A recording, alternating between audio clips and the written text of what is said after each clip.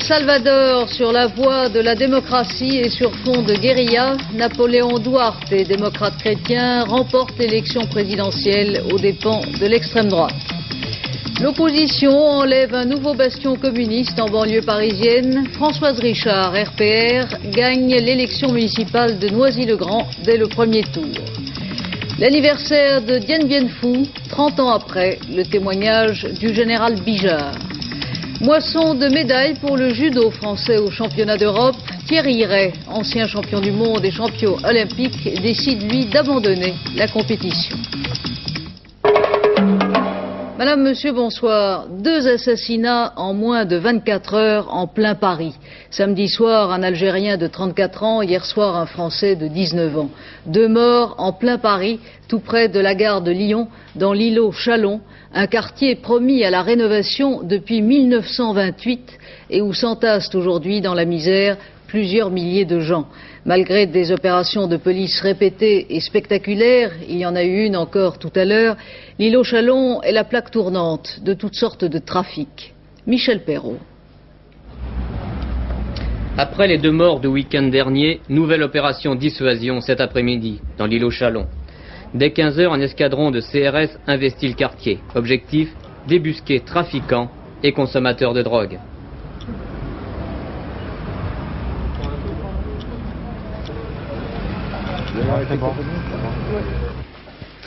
L'îlot Chalon, à quelques mètres à peine de la gare de Lyon, c'est 9 hectares d'immeubles qui pourrissent, de façades délabrées, d'hôtels borgnes. Les services de nettoiement de la ville de Paris semblent ignorer ce secteur de la capitale. À l'intérieur du périmètre, 2000 logements insalubres et vétustes. Près de 5000 personnes ont échoué là, elles tentent d'y survivre. Ce sont pour la plupart des Asiatiques, des Africains, des Maghrébins. Et depuis 2 ans, des occupants sans titre, squatteurs, petits truands et revendeurs de drogue ont pris possession du quartier. Aujourd'hui, les habitants de longue date ne supportent plus cet état de fait. Il y a 1 an, ça allait très bien. Depuis 6 mois, ça va moins bien. Et puis depuis quelques jours, ça dégénère complètement, quoi. C'est-à-dire que les habitants, ils se défendent eux-mêmes puisque la police ne fait rien de positif. À part venir casser chez les gens, quoi. C'est-à-dire chez des propriétaires et chez des locataires, la police vient casser, vient tout casser, sous prétexte de chercher de la drogue alors qu'ils savent très bien où est la drogue. Je suis parti le 27 au matin à 5 h du matin, partir travailler, je rentre à 4h20, ma porte était fracturée par la police. Il y avait une descente le 27, regardez dans quel état. J'ai refait une autre porte, 3400. Est-ce que c'est Gaston Defferre qui va me rembourser ça? C'est pas Gaston Defferre, hein. Je suis là pour être protégé, je paye mes impôts. Je suis copropriétaire, ils n'ont pas le droit de perquisitionner chez moi en mon absence. Plusieurs descentes de police semblent n'avoir donné que de maigres résultats. Et de fait, le trafic continue. Les drogués, ils jettent leur drogue par ce trou-là. Alors quand la police les arrive pour fouiller, ils ne trouvent rien du tout. Ils ne la trouvent pas sur eux. Et en plus, Oui. Depuis 1928, plusieurs projets de rénovation se sont succédés. Mais la procédure est lente, très lente. En fait, cette rénovation commence à peine et la déclaration d'utilité publique ne date que de février dernier.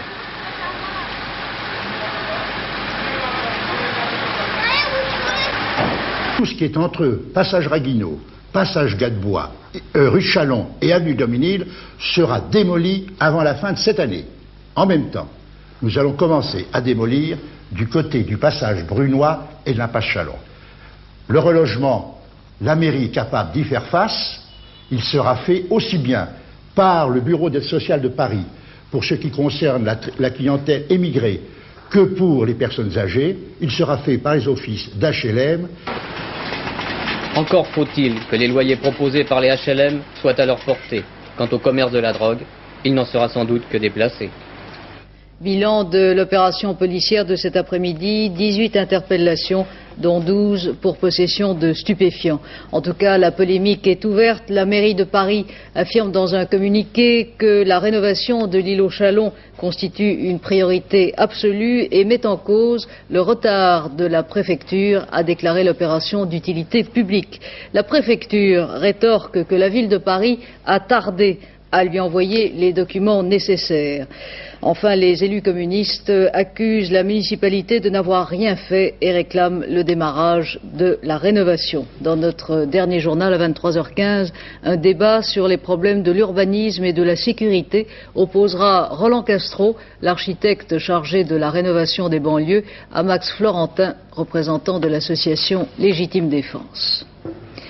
Les résultats ne sont pas encore officiels, mais sa victoire ne fait plus aucun doute. Au Salvador, le démocrate chrétien Napoléon Duarte s'est proclamé vainqueur de l'élection présidentielle.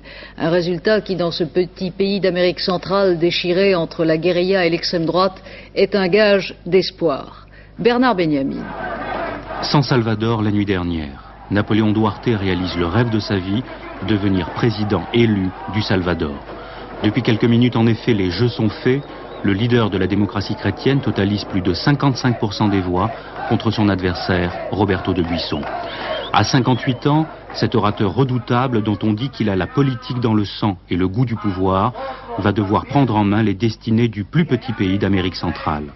Détesté par l'extrême gauche, qui le considère comme un traître depuis 1980, depuis qu'il avait accepté de faire partie d'une junte provisoire, il est également haï par l'extrême droite, qui voit en lui un communiste déguisé. Voilà très exactement 14 ans qu'il attendait ce moment, depuis 1972, depuis les dernières élections présidentielles qu'il avait remportées, avant d'être déposé 48 heures après sa victoire par un coup d'état militaire. Ironie de l'histoire, son vice-président de l'époque s'appelait Guillermo Ungo. Ce dernier est aujourd'hui la principale figure du FDR, le bras armé de la guérilla, et pour lui, Napoléon Duarte va devoir très vite faire face à une véritable contradiction. Oui, il y a une vraie contradiction chez Duarte. Il est à la fois le meilleur candidat de l'intervention américaine et le meilleur candidat de la négociation. Cette contradiction, il devra la résoudre dans la pratique, et très vite, puisque d'un côté, il va assumer à présent le commandement des forces armées, il sera le général de la guerre, et dans le même temps, il doit renforcer et légitimer son image libérale d'homme en faveur de la négociation. C'est le dilemme qu'il doit affronter et duquel sortira victorieux l'homme de l'intervention ou celui de la négociation. Intervention ou négociation, la réponse à ce dilemme devrait être connue assez rapidement. C'est le 1er juin prochain que Napoléon Duarte prendra officiellement ses fonctions. Pas de réaction officielle encore à Washington, où cependant l'administration Reagan ne cache pas sa satisfaction. Le président Reagan a l'intention de profiter de ce résultat pour demander à nouveau au Congrès d'approuver son programme d'aide militaire au Salvador. Élection présidentielle aussi hier en Équateur, élection remportée par le candidat conservateur Cortero. Au Panama, pas encore de résultat. Plus d'obstacles de principe au Liban pour la mise au travail du gouvernement d'union nationale. Plus d'obstacles sauf les accrochages qui se poursuivent sur le terrain, dans la montagne. Le chef du mouvement chiite Amal Nabi Berri a finalement obtenu le titre et les portefeuilles ministériels qu'il exigeait. Il devient ainsi ministre d'État chargé des affaires du Liban Sud et de la reconstruction. En Pologne, les 11 chefs de file de l'opposition détenus sans jugement depuis 2 ans et demi ont catégoriquement rejeté les conditions posées par le régime pour leur libération et négociées par l'entremise des Nations Unies. Le régime leur offre de quitter la Pologne pour 6 mois avec leur famille. Ils refusent. Il y a 30 ans, jour pour jour, Dien Bien Phu tombait. Après 55 jours de siège et d'enfer, le général de Castres et ses hommes se rendaient aux troupes vietnamiennes, commandées par le général Giap. C'était la fin de la présence française en Indochine, le glas de la 4e République et bientôt la guerre américaine. Gérard Sebag nous fait revivre cette journée du 7 mai 1954. 20 novembre 1953. L'état-major français décide de bloquer l'avance Viet Minh vers le Laos. Ce matin-là, à 300 km de Hanoï, en pleine jungle, 4500 parachutistes, avec à leur tête le commandant Bijard, reçoivent l'ordre d'occuper la cuvette de Dien Bien Phu et d'y établir un camp retranché. De là, le corps expéditionnaire français devait plus facilement attaquer les troupes Viet Minh du général Giap. Autour du dispositif central, sur les collines environnantes, sont installées des positions baptisées de noms de femmes, Claudine, Huguette, Anne-Marie, Dominique. Confiant le général de Castres commande la place forte et ses 16 000 soldats. Mais le 13 mars 1954, c'est la surprise. Dien Bien Phu est encerclé. Le général Giap vient de lancer l'offensive. Il a réussi à faire monter à dos d'homme, sur les pics environnants, des canons d'artillerie qui pilonneront sans relâche les troupes françaises. 5 divisions, 50 000 soldats du Viet Minh participent au combat. Les collines aux doux noms de femmes tombent les unes après les autres. Les derniers jours seront terribles. La piste d'atterrissage, seul lien avec l'extérieur, est pilonnée jour et nuit. Impossible de faire parvenir des renforts. Les blessés ne sont plus évacués. On opère sans relâche et sur place. Et puis, 17h30, 7 mai 1954, après 55 jours remplis par le fracas des canons, le silence, Dien Bien Phu est tombé. À Paris, on apprend la nouvelle. Cette bataille avait tenu les Français en haleine. Tous savaient que là se jouait l'avenir de l'histoire coloniale de la France. Au moment où le président René Coty déposait une gerbe de fleurs pour commémorer le 9e anniversaire de la capitulation de l'Allemagne. Parmi ceux qui se sont battus jusqu'au bout à Dien Bien Phu, un homme se souvient, il n'a rien perdu de sa pugnacité ni de sa faconde. Le général Bijard était à l'époque commandant. Sur l'Indochine, 30 ans, c'était hier, j'ai l'impression d'y être encore. Et vous permettez, je quand même salue tous les survivants qui sont encore là. Ils se réunissent ce soir à Pau. Je ne pourrais pas être avec eux, ils savent pourquoi. Mais enfin, je leur tire mon chapeau à tous les survivants et surtout à tous les morts, tous ceux qu'on a laissés là-bas. Alors moi, je crois que Dien Bien Phu, cette guerre de durer depuis 1945. Leclerc avait dit en 1946, il faut traiter. Il avait compris qu'une guerre subversive, ça se gagne vite ou ça ne se gagne pas. Alors ça a duré très longtemps et effectivement, ça a amené à Dien Bien Phu. Nous étions très loin de la métropole, abandonnés par la métropole. Nous avions contre nous un peuple entier. Nous avons l'aide russe, nous avions l'aide chinois, des généraux chinois à Dien Bien Phu. On avait tout ça contre nous et que voulez-vous faire? Il fallait que ça finisse un jour. Donc Dien Bien Phu, c'était la fin de l'Indochine et ça a amené la décolonisation. Ça a été la faillite quand même des Blancs puisque nous avons perdu, les Américains ont perdu derrière nous. Donc c'était un tournant d'histoire et voilà. Et aujourd'hui, on réfléchit sur le passé, mais vous êtes un homme politique d'aujourd'hui. Alors qu'est-ce qui vous inquiète? Oui, un homme politique si peu, mais enfin politique quand même par la force des choses. On m'a amené là-dedans, je suis élu, bon, parce qu'on m'a demandé d'y aller. Enfin, je le suis, j'étais ministre, si peu, bon.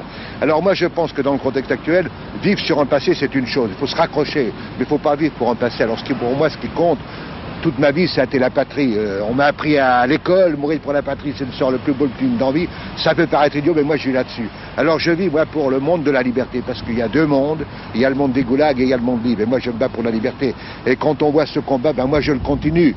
Quand on voit le sud-est asiatique, que se passe-t-il? Ces dizaines de milliers de Vietnamiens qui fuient pour retrouver la liberté. Quand on voit les bases russes qui sont installées là-bas. Quand on voit le Moyen-Orient. Quand on voit l'Afrique noire. Quand on voit tout ce qui se passe. Moi, je dis attention. La liberté, ça n'a pas de prix. Ça mérite de faire un effort. Et croyez-moi, moi, je souhaite une Europe unie. Une Europe forte parce qu'on représente quelque chose. 350 millions d'habitants. Des gens instruits, du fric encore. Moi, je crois qu'il faudrait qu'on comprenne qu'un pays a besoin d'un idéal, a besoin de quelque chose. Alors actuellement, nous sommes dans une France, il faut bien le dire, et je le regrette, j'aurais souhaité la réussite de ceux qui sont au pouvoir, mais c'est une France quand même paralysée, où la confiance n'y est plus, alors qu'on a besoin d'un idéal. On ne vit pas sans idéal, vous savez. Le matérialisme, c'est une chose, mais on ne vit pas sans croire en quelque chose. Moi, à 68 ans, j'ai besoin encore de croire. À Hanoï, le président de la République vietnamienne a célébré la victoire de son pays sur les troupes françaises et invoqué l'esprit de Dien Bien Phu pour faire face à ce qu'il appelle l'expansionnisme chinois. Car le Vietnam et la Chine s'affrontent en effet depuis 5 ans dans un conflit larvé qui prolonge au Vietnam un état de guerre qui dure depuis plus de 30 ans. Paul Naon. 1954-1984, pendant 30 ans, le peuple vietnamien n'a connu et ne connaît encore que la guerre. Guerre contre les Français, guerre contre les Américains, aujourd'hui guerre contre la Chine, guerre au Cambodge et en Thaïlande. Mais qu'on ne s'y trompe pas. Si le gouvernement vietnamien célèbre aujourd'hui avec tant de faste sa victoire à Dien Bien Phu, c'est beaucoup plus à l'intention de la Chine, une façon de montrer à Pékin que les Vietnamiens ne se laisseront pas faire. Une façon habile aussi d'essayer de remobiliser une population exsangue par 30 ans de combats et de sacrifices. Depuis plusieurs mois, en effet, des milliers de jeunes combattants partent à nouveau pour les fronts avec la Chine. Bombardements intenses de part et d'autre de la frontière, prisonniers, massacre dont chacun se rejette la responsabilité. La Chine était l'allié d'hier, c'est l'ennemi juré d'aujourd'hui. Guerre, mobilisation des corps et des esprits partout du nord au sud, et chaque anniversaire est l'occasion de montrer sa force pour cette armée qui est restée, grâce à l'aide de l'Union soviétique, l'une des plus puissantes du monde. Puissance que l'on retrouve aussi au Cambodge. S'il est vrai que les Vietnamiens ont libéré Phnom Penh et le pays, les troupes d'Hanoï occupent désormais un pays voisin qu'ils ne sont pas près de lâcher.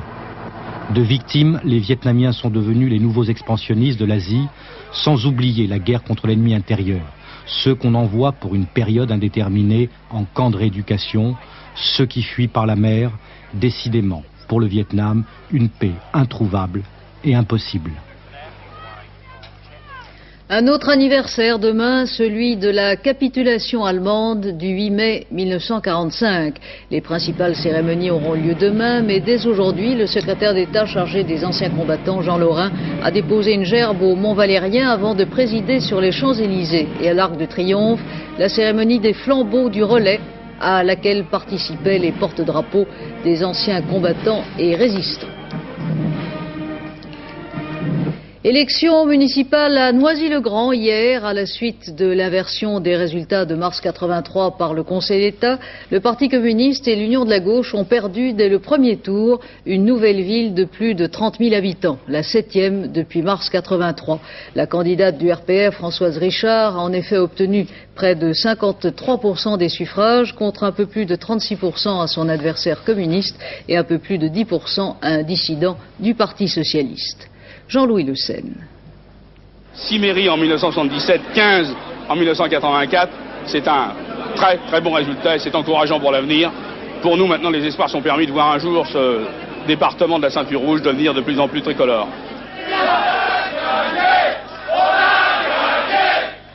D'un vote, deux bastions. En remportant la victoire à Noisy dès le premier tour, le RPR, grand vainqueur de toutes les municipales partielles importantes dans la région parisienne, le RPR obtiendra également la présidence du conseil d'administration de la ville nouvelle de Marne-la-Vallée. À Noisy même, la liste socialiste dissidente, rebaptisée centriste, n'a visiblement pris des voix qu'à gauche. Mais curieusement, les deux adversaires principaux s'en prenaient avant tout au gouvernement et à l'unisson. D'une part, la fraude de mars 83, et d'autre part, sur un plan national, la politique désastreuse du gouvernement socialo-communiste qui conduit le pays à la ruine. Alors je pense que ce doit être un avertissement au gouvernement. Les Français et les Françaises, les Noiséens et les Noiséennes ont manifesté leur mécontentement vis-à-vis de la politique gouvernementale. Et j'attire donc fermement l'attention des dirigeants gouvernementaux sur la nécessité impérieuse de s'en tenir aux engagements de 1981. C'est cela à quoi tiennent les Noiséens et les Noiséennes, et c'est cela qu'ils ont aussi sanctionné au niveau de ces élections. La gauche a beau trouver d'autres explications à cet effritement électoral, abstention, manquement à l'union, campagne haineuse à propos de fraude, elle ne sait que faire aujourd'hui pour enrayer l'hémorragie. Pendant ce temps, la droite quadrille, s'organise tant bien que mal, trouve des candidats plus ou moins valables, mais gagne. En attendant les prochains tests, le 20 mai, à Houille et surtout à Thionville, en plein pays sidérurgique. Commentaire de Jean Popren du Parti socialiste. Ceux dont les propos divisent la gauche devraient s'interroger, déclare-t-il dans un communiqué. De son côté, le premier secrétaire du Parti socialiste, invité de France Inter tout à l'heure, s'est appliqué à dédramatiser les tiraillements au sein de la majorité et au sein même du Parti socialiste. J'en prends mon parti, a dit Lionel Jospin. Aucune décision n'est prise ou sur le point de l'être. L'Élysée et le gouvernement qui l'affirment cherchent ainsi à freiner les rumeurs dont nous vous faisions part hier concernant les diverses modalités qui sont à l'étude pour réduire les prélèvements obligatoires en 85. Et ce, selon la promesse faite par le chef de l'État. Le président du RPR, lui, n'y croit pas. Jacques Chirac a affirmé aujourd'hui à Bordeaux qu'il s'agissait, je le cite, d'un trucage dont les socialistes ont le secret. Après le lait, le vin, l'Europe en produit trop. Les ministres de l'Agriculture sont réunis à Bruxelles jusqu'à demain pour examiner un autre dossier épineux, celui des excédents viticoles. Jean-Louis Calmejane. Ce n'est pas nouveau, il y a trop de vin en Europe et on n'arrive pas à l'écouler. Tous les ans, bon nombre de viticulteurs du Midi produisent du vin dont une bonne partie est par la suite distillée pour faire de l'alcool, alcool destiné principalement aux industries chimiques et pharmaceutiques. Demain donc, la France va demander aux 9 autres partenaires d'accorder une distillation exceptionnelle de 5 millions d'hectolitres. 5 millions d'hectolitres, c'est à la fois beaucoup et peu. C'est 3% de la production européenne. Mais distiller coûte cher. Et il n'y a guère que la Grèce qui acceptera cette proposition. Les 8 autres partenaires sont contre. Et de toute façon, il n'y a plus de sous dans la caisse européenne. Si toutefois les 10 acceptaient demain de distiller une partie des excédents, qu'est-ce que cela apporterait aux viticulteurs français? D'abord et surtout, une augmentation des cours du vin. Et cela pourrait peut-être les calmer. Mais il ne faut pas oublier que la consommation des vins diminue très fortement en France. Il faudrait donc compenser cette baisse de consommation par une augmentation des exportations.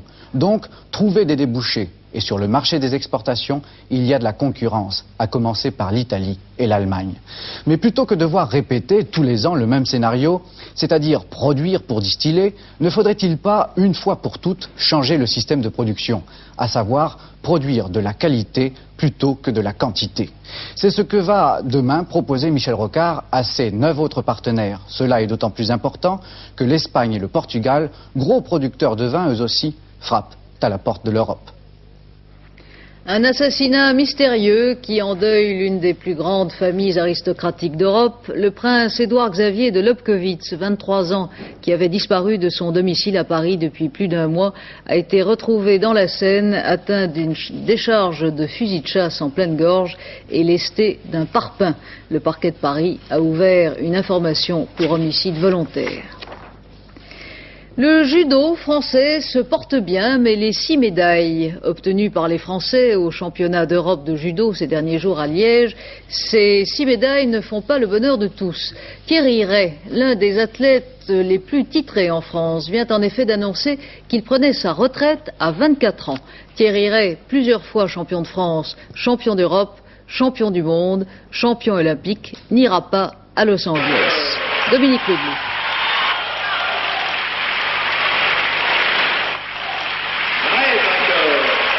Le judo français est riche, très riche, mais il est aussi très sélectif. La preuve, il peut se passer d'un homme qui a tout gagné, Thierry Ray. Thierry Ray, ici aux Jeux Olympiques de Moscou en 80, au cours de sa finale victorieuse face au Cubain José Rodriguez. Une médaille d'or dans la catégorie des super légers, une médaille de plus pour Thierry Ray. À 24 ans, il a tout gagné. Il y a encore un an, à peu près jour pour jour, il devenait même champion d'Europe à Coubertin. Clé de son exceptionnelle réussite, son ambition. J'ai fait un choix délibéré, c'est-à-dire que moi je voulais être le premier en judo.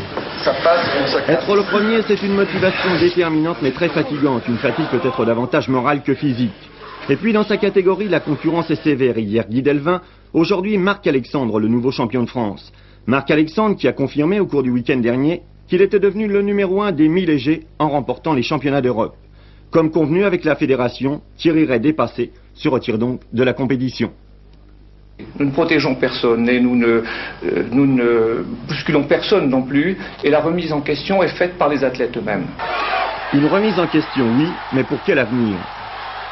Vous savez, il faut faire confiance aux compétiteurs, aux champions, car s'ils sont brillants pendant une certaine période de leur vie sur que ce soit des tapis de judo ou d'autres terrains d'évolution, ce sont des gens qui ont des qualités tout à fait exceptionnelles. Et je pense que en France, on ne mesure jamais assez les qualités que les champions ont. Moi, j'ai pas envie d'être prof de gym dans un bahut. J'ai envie de m'éclater comme je m'éclate aujourd'hui. J'ai envie de continuer ma folie. Continuer sa folie, paradoxalement, c'est ouvrir une salle omnisport, vraisemblablement à Lagny, dans la banlieue parisienne. Malgré son allure décontractée, Thierry avait préparé sa reconversion. Sa décision peut paraître prématurée, mais elle est sage. À 24 ans dans ce domaine, il peut encore être le premier. Football, Michel Hidalgo a communiqué la liste des 20 joueurs retenus pour le stage préparatoire à la Coupe d'Europe des Nations.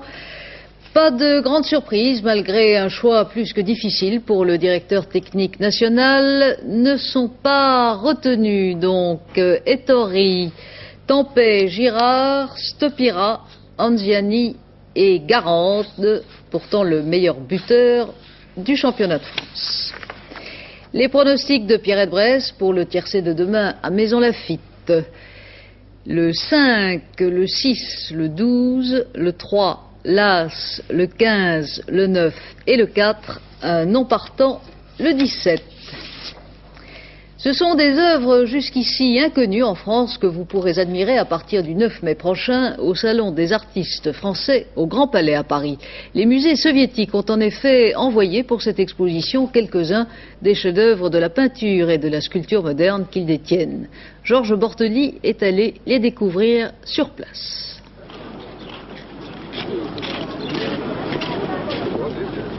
C'est en premier lieu de Moscou que viendront au Grand Palais des tableaux qui marquent un siècle de peinture russe et soviétique. En particulier, d'un musée qui ne désemplit pas, la galerie Tretiakov. On compte 15 000 expositions par an en URSS et 30 millions de visiteurs. Pour animer l'exposition parisienne, de jeunes virtuoses prêteront leur concours comme Maxime Fedotov, entouré ici de toiles prêtes à embarquer dont la possession vous rendrait archimilliardaire.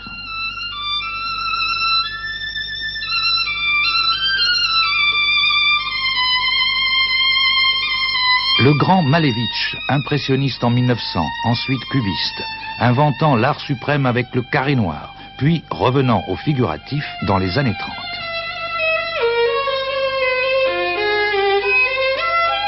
Encore une œuvre prestigieuse qui n'a jamais été exposée en France, les barques de Kandinsky.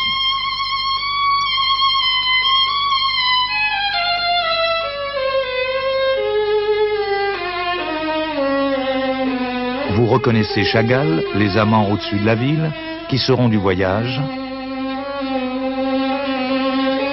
ainsi que la noce. Il y a l'art russe qui va naturellement jusqu'à la période de 1917 et ensuite l'art purement soviétique. Bon, si vous voulez, nous allons faire un résumé en englobant, en interpénétrant, si vous voulez, les deux périodes historiques pour découvrir naturellement cette peinture impressionniste russe, généralement axée sur le paysage, et nous avons là, je dois dire, des expressions souvent sublimes, dans le sens de la poésie, de la découverte du paysage, car les Russes sont très attachés à l'expression donc du paysage. Ensuite, il y a cette succession avec des peintres comme Répine, où nous entrons dans la grande période du portrait, car les Russes ont une série de portraitistes à cette époque absolument surprenants. Il faut arriver, à mon avis, aux plus beaux Chagall, qui sont ceux du début, avec les figures volantes que nous connaissons, pour tomber ensuite dans le réalisme soviétique qui, j'allais dire, met en exergue donc la vie populaire, paysanne, guerrière même, et qui est une période que nous ne devons absolument pas ignorer. À ne pas ignorer non plus la jeune peinture soviétique, celle des années 80, qui sera présente au Grand Palais et que nous voyons ici à l'Académie des Beaux-Arts de Leningrad. Les tendances des jeunes peintres, ceux que nous avons vus bien entendu, l'expression de la vie familiale, la liberté par la musique, bout de bras. Le bonheur.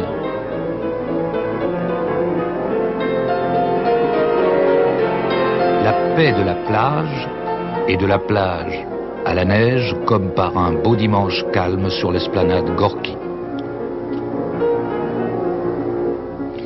Le temps demain en France, Alain Gillot-Pétré, avec une pochette vert pré cette fois. Oui, vert pré, verte de pluie. Où est passé le printemps? On l'a perdu. On était passé de l'hiver à l'été, maintenant on est revenu en hiver. Cela est dû à un puissant anticyclone sur le nord de notre pays qui fait venir de l'air froid venu du pôle. Il se réchauffe évidemment en arrivant sur la France, mais quand même il est bien froid. Et une dépression au sud qui apporte de l'air humide. Froid, humidité, les nuages. Un énorme paquet de nuages qui était ce matin sur le milieu de la France, qui va vers le sud pour demain. Donc demain, sur la moitié nord-ouest, nord-nord-est du pays, un temps froid, je dirais même froid, oui, froid, avec des ondées, des éclaircies et des passages nuageux. Sur la moitié sud-ouest, sud-est et sud, beaucoup de nuages, de la pluie et des orages sur le sud-est. Ça durera 2-3 jours. Côté température, baisse sur la moitié sud du pays, heureusement pas sur la moitié nord, c'est déjà assez tombé comme ça. 10 à 12 degrés sur la moitié nord, 13 à 20 degrés sur la moitié sud. Inutile de vous dire qu'on est largement en dessous des normes saisonnières pour ce mardi 8 mai.